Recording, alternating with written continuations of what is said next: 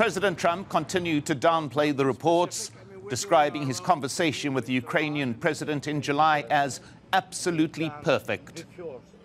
We had a great conversation.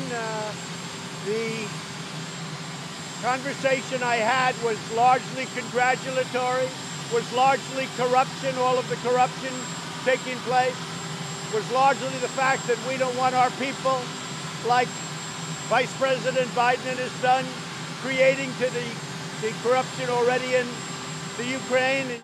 The unverified and vague accusation against Joe Biden was echoed by the Secretary of State.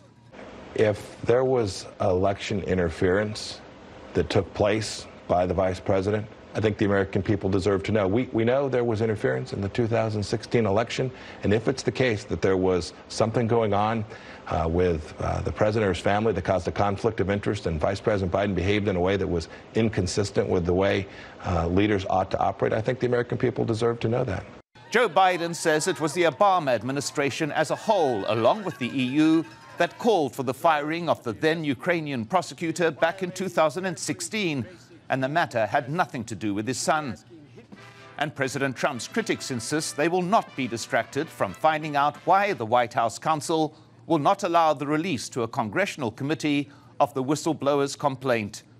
This tweet from House Intelligence Committee Chairman Adam Schiff. If there's nothing wrong with Trump's call with the Ukrainian president, as he claims, why won't he release the transcript, he asks. If there's nothing to implicate Trump in the whistleblower complaint, why won't they release it to Congress? Clearly, they're afraid. We must see both. And even some Republicans are expressing concern. If the president asked or pressured Ukraine's president to investigate his political rival, either directly or through his personal attorney, tweets Senator Mitt Romney, it would be troubling in the extreme, critical for the facts to come out. The acting director of National Intelligence has been subpoenaed to appear before the House Intelligence Committee on Thursday. The question he's certain to be asked: why is he refusing to allow congressional oversight of a whistleblower's complaint that's been described as credible and of an urgent nature?